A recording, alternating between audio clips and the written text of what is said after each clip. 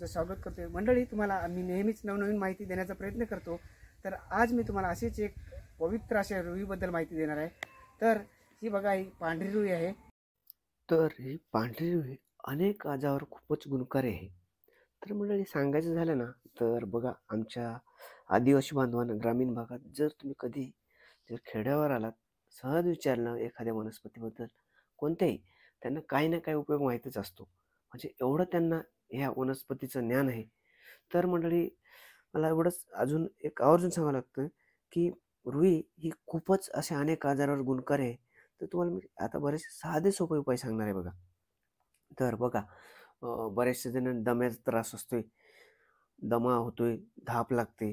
तर एक काय करायचं, ही पांढरी रुई आहे ना, ह्या पांढऱ्या रुईची फुलं आणायची तोडून सर्व आणि ती चांगली सुकवायची, त्याची पावडर करायची.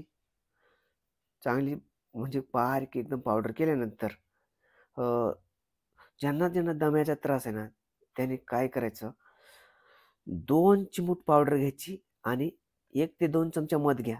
त्या मधासोबत जरी पावडर सकाळ संध्याकाळ घ्या, असं नियमित घ्या. म्हणजे जोपर्यंत तुम्हाला बरं वाटत नाही तोपर्यंत.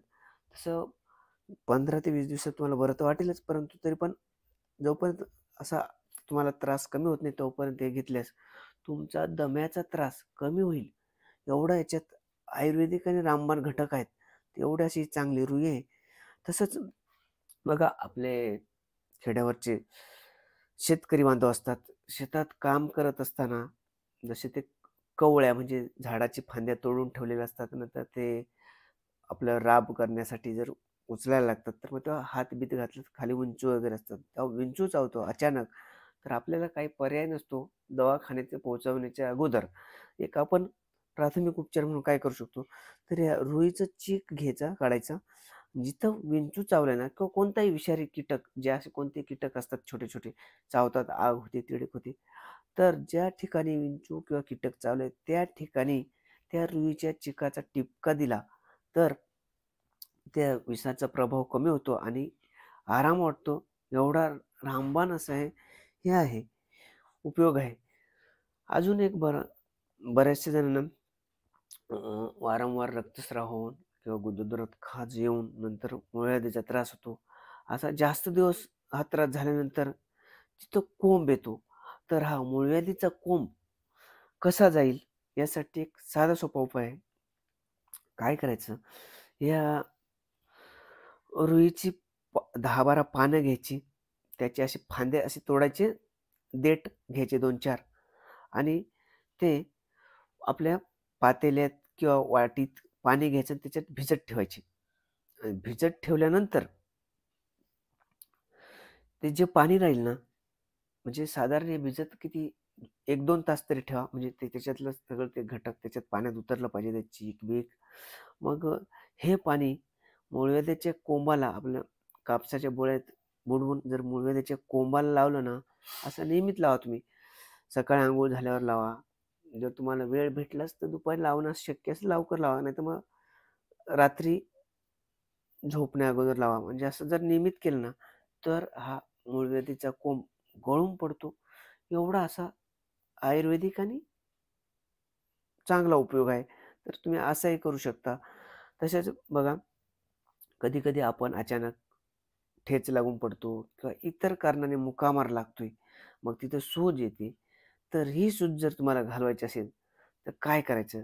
रुईची पानं ही आणायची, विस्तोवर गरम करा किंवा तव्यावर गरम करा. अशी गरम करायची आणि जिथं सूज आहे, तिथं ते पान दाबून धरायचं. म्हणजे ती सूज आलेला भाग त्या रुईच्या पानाने शेकवायचा.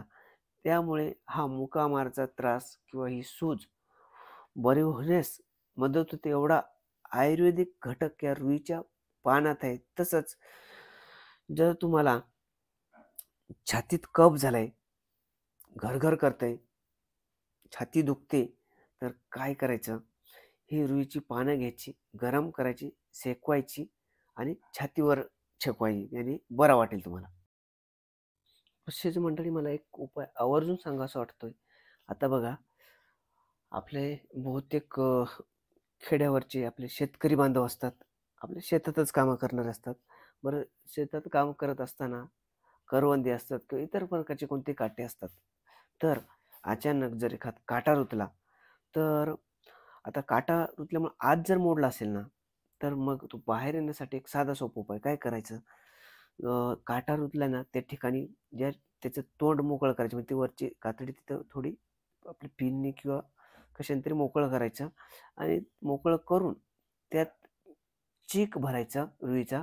मग रुई कोणती अशी पांढरी असू द्या किंवा दुसरी आपली निळ्या कलरची फुलं येणार ती रुई असू द्या. तर तो चीक भरला ना, तर रुतलेला काटा काही वेळाने आपोआप बाहेर येतो. तर एवढाच ह्या रुईच्या चिकात प्रभावी गुणधर्म आहेत. तर तुम्हाला आपल्या शेतकरी बांधवांना आपल्याला निश्चितच याचा फायदा होईल. कारण हा साधा सोपा उपाय आहे. तसंच आपल्या खेडेगावात आपण बघा बरेचसे आपले बांधव असतात.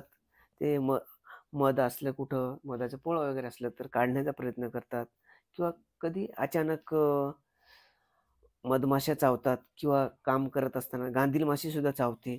तर हे सुद्धा जर चावले ना, तर बघा ते त्याचं चावल्यानंतर जो मूक असतो म्हणजे काटा असतो त्यांचा, चावल्यानंतर आत असतो ना, तर त्या रुतलेल्या भागावर जर तो का काट्यावर तो चीक लावला ना, तर ते मग गांधील माशी किंवा मधमाशांनी दंश केलेला जो काटा असतोय, तोही निघतो.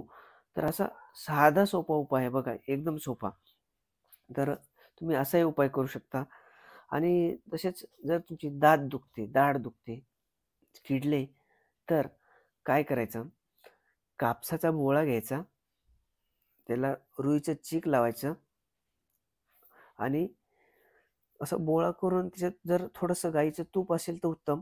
म्हणजे त्या बोळ्यालाच गाईचं तूपसुद्धा लावायचं आणि चीकसुद्धा लावायचं आणि तो बोळा, ते चीक लावलेला बोळा आणि तूप लावलेला बोळा दाढेत धरला ना, की जी लाळ असते ना, ती लाळ अजिबात गिळायची नाही. ती लाळ खाली पाडायची, थुकायचं. याने थोड्या वेळातच तुमची दाढदुखी आराम पडून जाईल. दुखणारी दाढ थांबून जाईल. एवढा असा आयुर्वेदिक आणि रामबाण आहे. तसंच आपलं जर अर्धं डोकं दुखत असेल ना, तर काय करायचं, एकाच साईडने डोकं दुखतंय फक्त, तर त्या बाजूच्या कपाळावर फक्त रुईचा टिपका द्यायचा, जास्त नाही लावायचं चीक.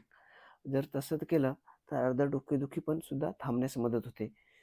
तर मंडळी, तसंच कान दुखणे, कानात मळ होतोय, कानात असा आवाज येतोय, तर काय करायचं, रुईच्या जे पिवळं पान पडलेलं असतं पिवळं ते पान घ्यायचं आणि त्याचा रस काढायचा आणि कानात फक्त एक एक थेंब असा टाकायचा फक्त.